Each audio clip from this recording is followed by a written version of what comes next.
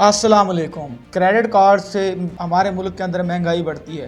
Credit card एक ऐसी चीज़ है जिससे मुल्क के अंदर महंगाई बढ़ती है और ये इन्फ्लेशन के सबब बनता है। ये बात सुनकर शायद आपको एक झटका लगा हो कि ये क्या बात कह रहा है, ये तो व्यूज़ लेने के लिए ऐसा कर रहा है, लेकिन दरअसल हकीकत ऐसी ही है। क्रेडिट कार्ड मुल्क में महंगाई और इकोनॉमिक इंजस्टिस का बायस बनते हैं। तो इस वीडियो में मैं आपको यही समझाऊंगा कि कैसे क्रेडिट कार्ड्स की वजह से ये सब कुछ हो रहा है। कि पहले हम देखते हैं कि जब भी हम एक बैंक में अकाउंट खुलवाते हैं तो उसके पास हमारे पास दो ऑप्शन होते हैं। एक हमारे पास हमें क्रेडिट कार्ड दिया जाता है और एक डेबिट कार्ड दिया जाता है। डेबिट कार्ड ये होता है कि उसमें पहले आपको पैसे जमा करवाने पड़ते हैं और फिर आप कार्ड से पैसे निकलवा कर अपनी परचेजिंग जो भी आपकी ज़रूरत है ज़िंदगी है वो कर सकते हैं। दूसरा ऑप्शन होता है हमारे पास क्रेडिट कार्ड। क्रेडिट कार्ड एक की कुछ खासियत ये है कि एक ये तो किसी आम बंदे को मिलता नहीं है। अगर आपने अभी नया अकाउंट खुलवाया है बैंक में तो आपको क्रेडिट कार्ड नहीं मिलेगा। दूसरा ये उन्हीं लोगों को मिलता है जिनकी एक फिक्स इनकम होती है या जो हायर लेवल के जो लोग होते हैं उनको ये क्रेडिट कार्ड दिया जाता है। और उसके लिए भी आपको जो आपकी जो लिमिट है वो आपकी क्रेडिट स्कोर और आपकी जो क्रेडिट हिस्ट्री है उसके ऊपर बेस करी जाती है। क्रेडिट कार्ड के अंदर हम ये होता है कि उसके अंदर हम परचेसिंग कर लेते हैं और फिर उसके 45 दिन के बाद हमने या 40 दिन या उसका जो हर बैंक का जो मुख्तलिफ टाइम पीरियड होता है उसके बाद हमने पेमेंट करनी होती है। तो एक ये तरीकाकार से वो बैंक जो पैसा कमाते हैं। दूसरा तरीकाकार ये है कि जब हमारी वो क्रेडिट हिस्ट्री जो क्रेडिट की डेट जो वो गुजर जाती है उसके बाद वो एक फिक्स अमाउंट ऑफ इंटरेस्ट हमसे चार्ज करते हैं और वो इस तरह पैसा कमाते हैं। लेकिन क्या आपको पता है कि क्रेडिट कार्ड जो बैंक्स होते हैं और जो एजेंसीज होती है उनका एक और खुफिया तीसरा वे ऑफ अर्निंग भी है जो कि आज तक हमें इससे बहुत ज़्यादा लोगों को नहीं पता। तो चले हम चलते हैं उसी की तरफ। तो होता ऐसे है कि जैसे कि अगर मैं एक क्रेडिट कार्ड बाय किया है मैंने पाकिस्तान में किसी भी कंपनी का, या हम मिसाल लेके चलते हैं अमेरिका में अमेरिकन एक्सप्रेस का, तो अमेरिकन एक्सप्रेस का जो कार्ड होल्डर है वो किसी भी अकाउंट दुकान पे जाता है, किसी भी बड़े स्टोर पे जाता है और वहाँ पर जाकर परचेजिंग करता है। तो आपको ये भी पता होगा कि जो क्रेडिट कार्ड बैंक्स होते हैं, जो कंपनियाँ होती हैं, वो अपने यूज़र्स को सर्टेन अमाउंट ऑफ डिस्काउंट भी देते हैं। चलो हम मान लेते हैं कि वो वहाँ पर जाके 1 लाख रुपए की शॉपिंग करता है और वो उसके जो अमेरिकन एक्सप्रेस है या वो जो कंपनी XYZ है वो अपने यूज़र को 4% का डिस्काउंट दे रही है। तो इसका मतलब ये है कि उसने अगर 1 लाख रुपए की शॉपिंग की है तो वो 4,000 पे उसको डिस्काउंट मिल जाएंगे और वो 96,000 रुपये में उसकी 1 लाख रुपए की शॉपिंग कर ली। तो यहाँ पर एक सवाल उठता है कि जो क्रेडिट कार्ड कंपनियाँ होती हैं, जो बैंक्स होते हैं, वो तो हमसे पैसे चार्ज कर रहे हैं और इससे जो आपने जो मिसाल दी है इसके अंदर तो जो कस्टमर है वो बेनिफिशियरी है और जो कंपनी है उसको अब नुकसान हो रहा है 4% का, क्योंकि वो अपनी तरफ से पे कर रही है।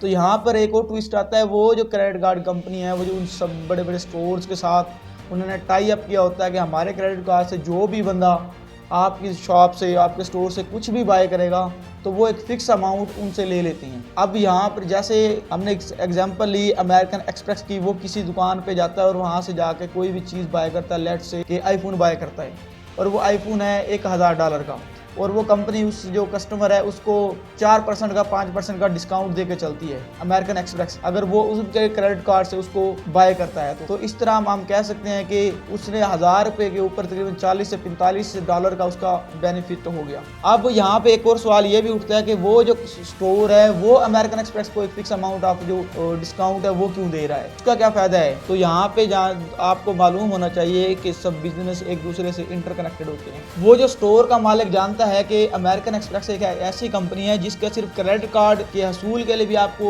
$500, $200, $300 उनकी मिनिमम फीस होती है मुख्तलिफ पैकेजेस की, वो देनी पड़ती है।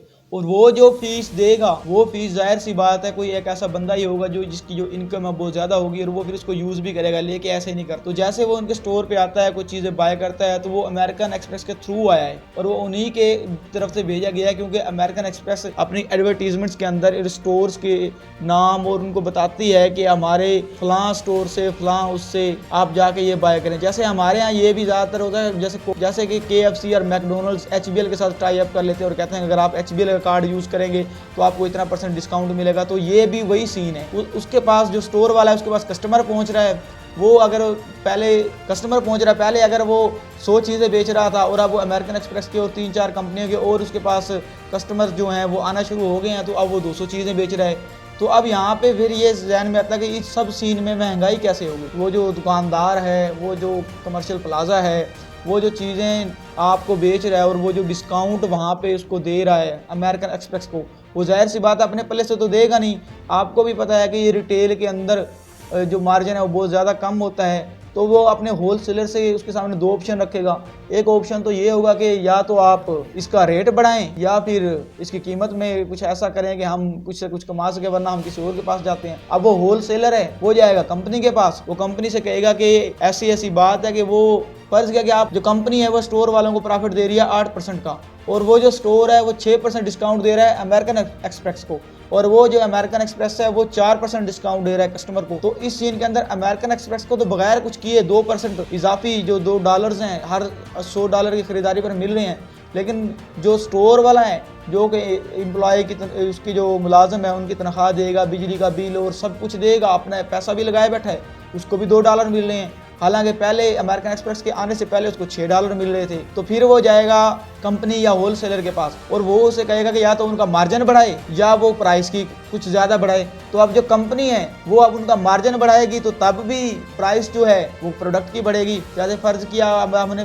मिसाल ली कि $100 की चीज़ है, पहले वो मिल रही थी को जो होल सेलर है उसको ₹94 की और वो ₹6 कमा रहा था, लेकिन अब वो कह रहा है कि उसका मार्जिन बढ़ाया जाए। तो अब वो कंपनी उसी चीज़ को कर देगी ₹104। कंपनी ने तो सिर्फ लेबल लगाना है, अब कंपनी अपने पल्ले से तो देने से रही, वो जो उसका जो भी प्रॉफिट है जो होल सेलर और स्टोर वाले का है। तो इस तरह आप देख सकते हैं कि एक $100 की चीज़ के ऊपर या ₹100 की चीज़ के ऊपर ₹4 एक्स्ट्रा आपको पे करना पड़ गया। लेकिन अच्छा ये तो समझ आ गई कि इस तरह से महंगाई की सब चीज़ें बढ़ती हैं, तो वो जो होल सेलर है वो भी अपने पल्ले से नहीं देता, वो जो कंपनी है वो भी अपने पल्ले से नहीं देती। आपने भी देखा होगा कि जैसे पाकिस्तान में चीनी बढ़ती है, किसी भी जो भी चीज़ें हैं, सब्जी या किसी भी चीज़ की कीमत बढ़ती है, तो उससे सबसे जो ज़्यादा मुतासर होता है, या पेट्रोल डीजल की कीमतें बढ़ती हैं तो सबसे ज़्यादा मुतासर होता है वो आम आदमी होता है, क्योंकि जो बस वाला है उसने किराया बढ़ा देना है। वो लाहौर से इस्लामाबाद तक पहले 2000 ले रहा था, डीजल की कीमत बढ़ी है तो फिर वो 2500 कर देगा। ऐसे ही चीनी वाला है, अगर पीछे से कीमत बढ़ गई है तो वो पहले ₹100 बेच रहा था वो ₹110 बेचना शुरू कर देगा। इस सब में जो वो मुतासर हो रहा है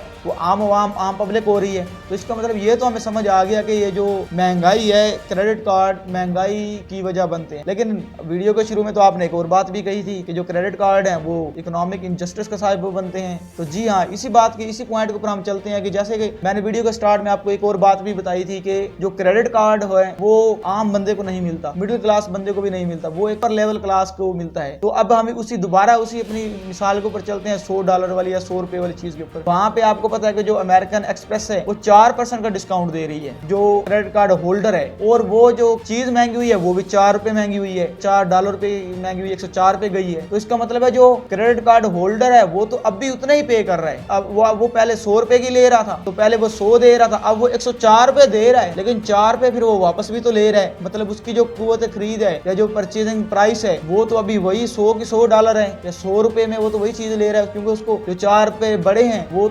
₹4 अमेरिकन एक्सप्रेस से डिस्काउंट ले रहा है। लेकिन इसमें आम का क्या, तो मेरा जैसे बंदा, आप जैसा बंदा जिसके पास क्रेडिट कार्ड नहीं है वो तो वही चीज पहले ₹100 की ले रहा था, अब वो ₹104 की ले रहा है। मतलब उसके लिए तो महंगी होगी वो चीज, और वो जो क्रेडिट कार्ड होल्डर है जिसको जरूरत भी नहीं है डिस्काउंट की किसी भी चीज की, वो तो वही ₹4 में ले रहा है, जिसकी वजह से सब कुछ हुआ है। तो इस केस में भी आप देख सकते हैं कि क्रेडिट कार्ड कैसे एक कंट्री, एक मुआशरे के अंदर सोशल इनजस्टिस, इकोनॉमिकल इनजस्टिस फैलाते हैं, और इसके साथ ही ये कैसे इन्फ्लेशन या महंगाई का सबब भी बनते हैं। तो उम्मीद करता हूँ आपको कुछ समझ आई होगी मेरी बातों से। अगर आपको समझ आई है तो वीडियो को लाइक कर दें। अगर आप हमारा कंटेंट पसंद करते हैं तो चैनल को सब्सक्राइब कर सकते हैं। अगर नहीं करते तो फिर ये आपके ऊपर है कि आप क्या डिसीजन लेते हैं। आपसे मिलते हैं किसी अगली मालूमाती वीडियो में, तब तक हमें दीजिएगा इजाजत। अल्लाह हाफिज।